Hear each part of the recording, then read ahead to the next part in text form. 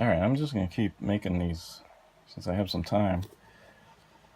I picked this up just at a local comic shop. Yeah, Big Little Book. You know, I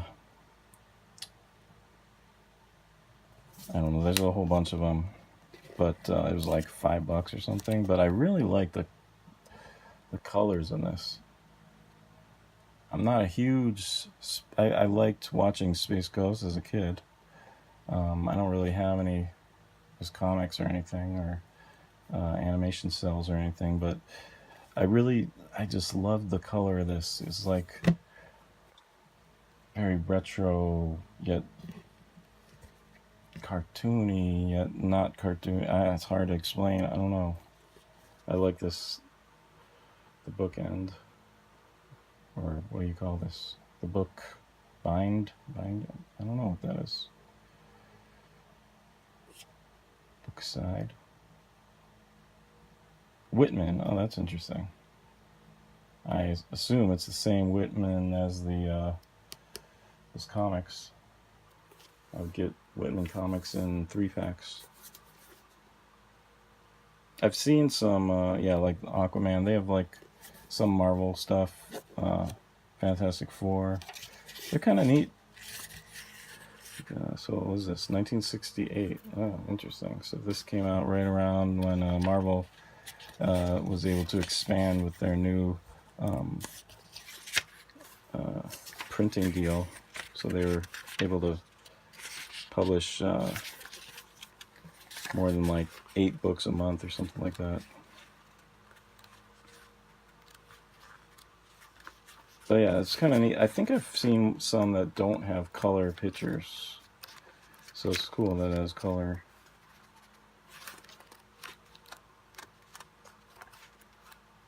I'm sure you could just go way down the rabbit hole with Big Little Books. Yeah, not much else to say about it. Kind of smells fun. Doesn't really have a comic smell. Typically the page quality is pretty bad when I find these things. This one isn't too bad. If you find white one, like super white, I'd pick it up if it's cheap, because I'd say just finding one with this page quality like that is kind of rare. Anyway, Space Ghost, Big Little Book. My only Big Little Book. I think I saw a Big Little Book, a book on Big Little Books. That was kind of like the Gerber Photo Journal Guide.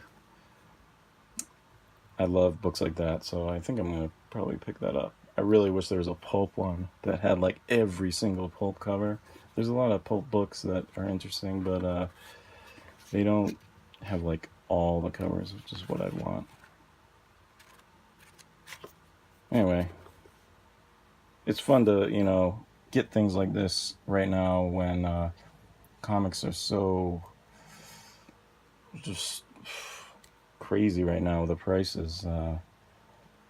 I feel like shopkeepers will kind of overlook maybe the appeal of something like this and just market cheap. And you know, when you think you can go buy a few comics for whatever, I don't know, you want to spend like $30 or something, and there's just nothing because everything's so high priced. You can find things like this, you know, stuff that is in a collection that they buy, but they don't really want to deal with it. So it'll be just maybe on a table of like random stuff that's cheap. That's where this was. All right. See ya.